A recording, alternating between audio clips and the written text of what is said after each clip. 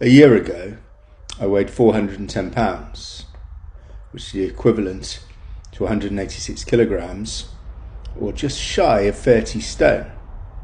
Now, I weigh 19 stone, which is 268 pounds, or 121 kilograms.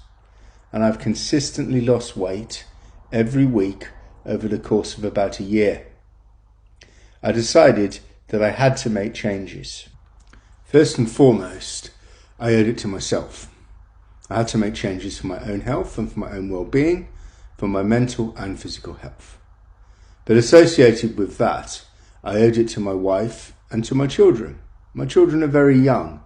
They deserve to have a father who is with them as they grow to adulthood, someone who can actively play with them and be a guide to them as they grow, and someone who can show them love. The danger was that weighing 410 pounds, I was more than likely to develop serious health problems, particularly now that I'm into my 50s. So I realised radical change had to be made. Now that's easier said than done. As someone who's been overweight all of their adult life, I'm very well aware of how to go about losing weight. Take on more exercise and maintain a calorie deficit.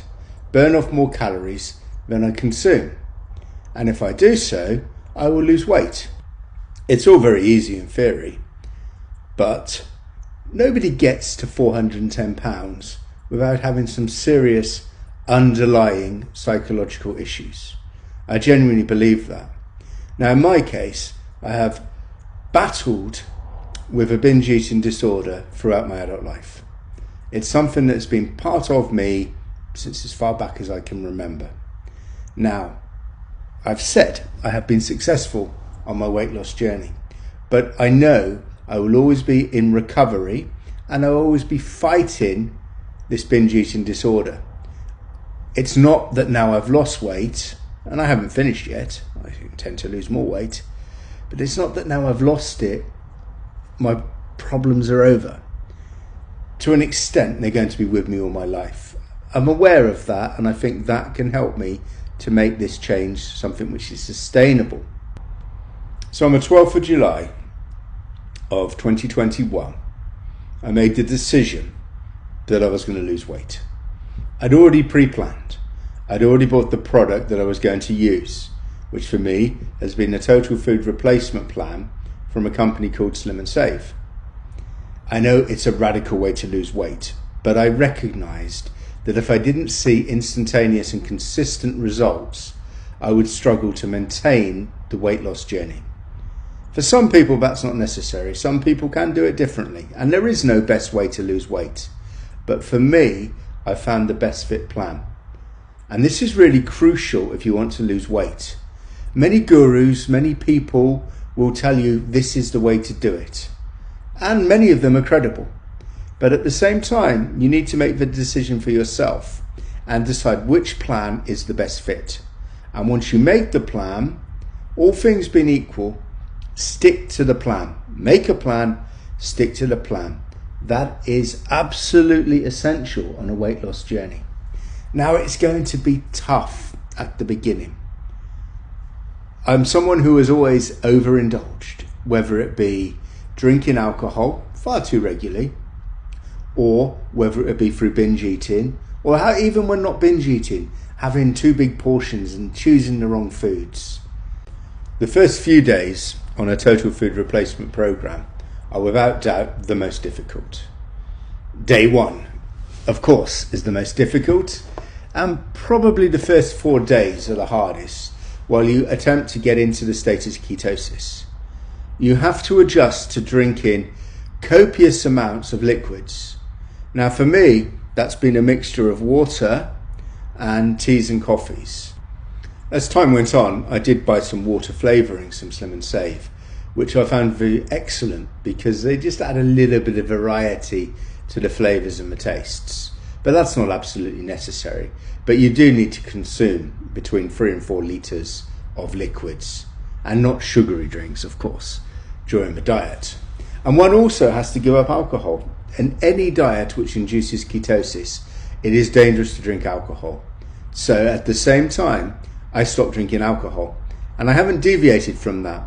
So now it's been a year since I consumed alcohol whilst I've been on this diet.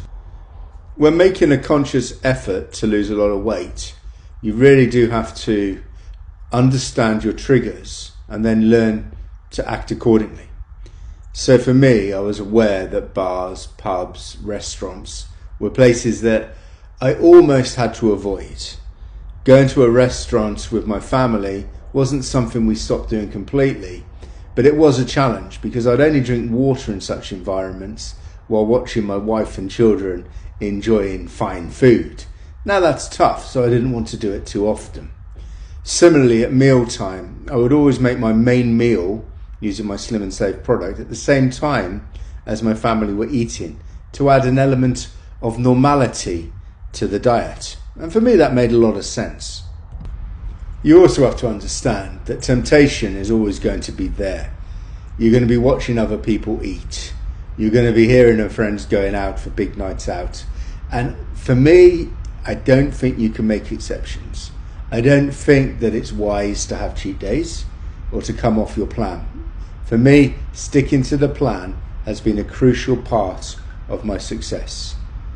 Now, overcoming temptation is very difficult for someone who has lived a life of excess and has been overindulgent. So you really have to work on your mindset.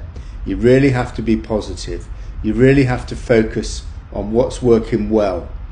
For me, a lot of that was making TikTok videos, YouTube videos, and keeping a video diary.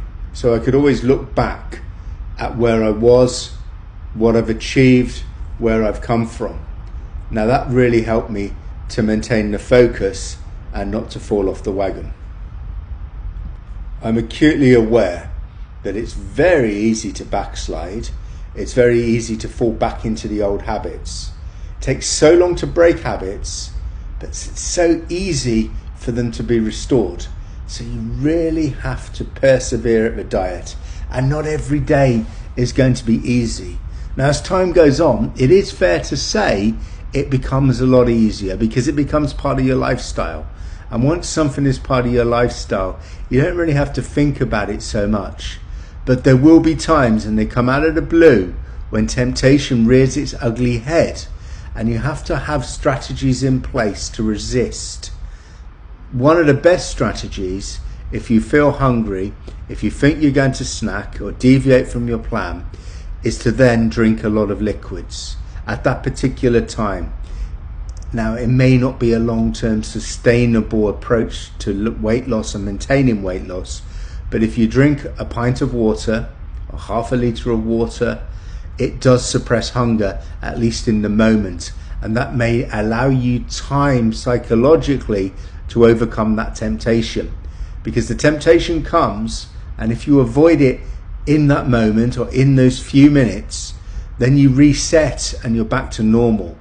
So for me, that's been really, really useful.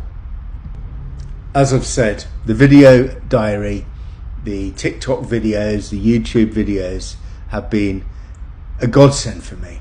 They've really helped me to maintain my focus, because every day I'm thinking about what angle can I give to how I'm going about my weight loss.